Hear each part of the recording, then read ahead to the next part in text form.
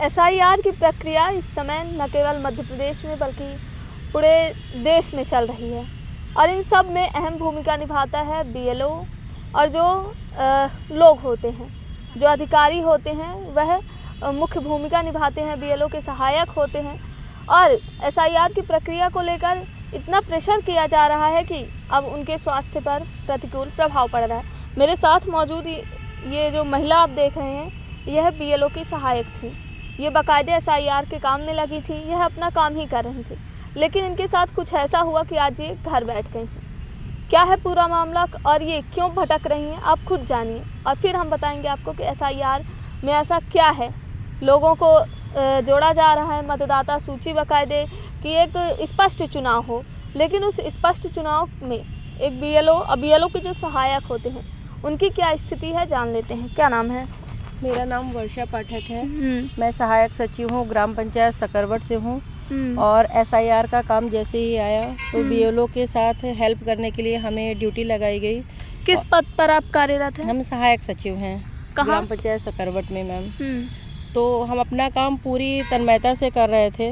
Early morning जाना और late night घर आना, और फॉर्म भी हम ही ले रहे थे, फिल भी हम ही कर रहे थे और फीड भी हम ही कर रहे थे। लेकिन अचानक से रविवार के दिन मेरा स्वास्थ्य ख़राब हो गया। मेरा स्वास्थ्य एक्चुअली पहले से ख़राब था। 1 नवंबर से मेरा स्वास्थ्य ख़राब था। दो डॉक्टर्स को दिखा चुकी थी, यूरिन इन्फेक्शन था। तो दोनों डॉक्टर्स ने मुझे रेस्ट के लिए लिखा था। उसके बावजूद भी जैसे जैसा मेरे अधिकारियों ने कहा तो वैसे वैसे मैं उनके कहने के अनुसार काम करती गई।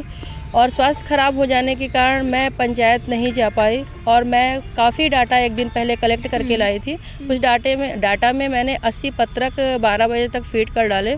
लगभग 2:08 के टाइम पे दृष्टि जायसवाल मैम का फ़ोन आया व्हाट्सअप कॉलिंग पे, और उन्होंने मुझे बहुत डांटा, बहुत डराया धमकाया और बहुत ही अभद्रतापूर्वक बात की मुझसे और बोला मुझे कुछ नहीं पता, कोई बीमार रहो मरो जियो, मुझे कोई कुछ भी नहीं पता। यही शब्द थे उनके। जी, मुझे कुछ भी नहीं पता, मुझे कल 100% चाहिए। मैं बोली मैम मेरा बच्चा छोटा है और मैं सुबह जाती हूँ शाम तक बच्चे को, मेरा बच्चा रोड पे मेडिकल स्टोर पे या फिर किसी चूड़ी वाले की दुकान में बैठा रहता है और मैं ऐसा नहीं कर पाऊँगी। आज मैं घर पे हूँ फिर भी मैं फीडिंग कर रही हूँ और शाम तक मैं 200 तक कर डालूँगी फीडिंग, जितना मैंने डाटा कलेक्ट कर लिया है। बोले मैं कुछ नहीं जानती, मुझे कल 100% डाटा चाहिए। और बोले कल तुम आओ, कलेक्टर के सामने आओ, कल आओ कलेक्टर के पास सिमरिया आओ। मतलब धमकी भरे लहजे में? जी, धमकी भरे लहजे में कहा कल आओ सिमरिया आओ, कलेक्टर के पास आओ तुम। हम बोले मैम मैं नहीं आ पाऊँगी, मेरी आने की स्थिति नहीं है, मेरा स्वास्थ्य ठीक नहीं है। बोले नहीं तुम्हें वहाँ आना पड़ेगा। तो इसलिए मैम मैं वहाँ नहीं जा पाई और अगले दिन फिर से कल मैं डॉक्टर को दिखाने गई थी क्योंकि इन्फेक्शन मेरा फिर से बढ़ गया है रेस्ट ना करने की वजह से। इस तरह दबाव पूर्वक हम लोगों से काम कराया जा रहा है। हम लोग सहायक सचिव हैं तो 3 महीने में हमें केवल 9,000 रुपये का वेतन दिया गया अभी तक। हम 9,000 का वेतन मतलब 1 महीने में 3,000 में हम कैसे सिमरिया जाएँ, कैसे सिमरिया जाएं और कैसे अपना परिवार का पालन पोषण करें। सैलरी कितनी है आप लोगों की? हम लोगों की 18,000 सैलरी है और 3 महीने से हमारा वेतन नहीं आया मैम।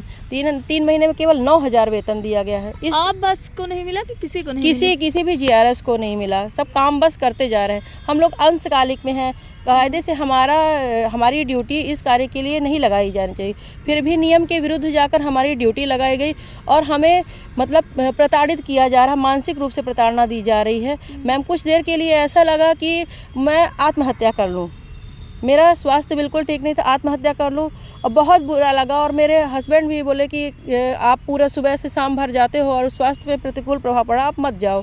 उसके बाद से मैम लोगों ने, किसी ने 2 बजे के बाद से आज तक मुझे कोई कॉल नहीं किया, कुछ भी उन्होंने कोई भी बातें नहीं कही।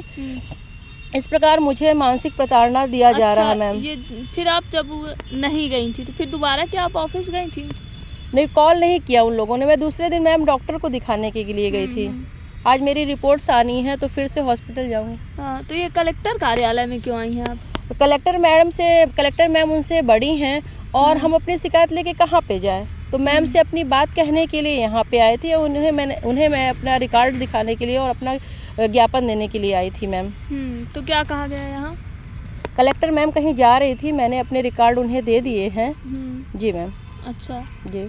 मतलब अब आप कलेक्टर के पास आई हैं आश्वासन लेके कि थोड़ा रियायत दी जाए आपको। जी नहीं, वो जैसे हमसे काम करवा रही थी तो ये भी कह सकती थी कि आप ऑनलाइन फीडिंग आराम से कर लो, जितने आपके पास रिकॉर्ड है, कल फिर से फील्ड पे आ जाना।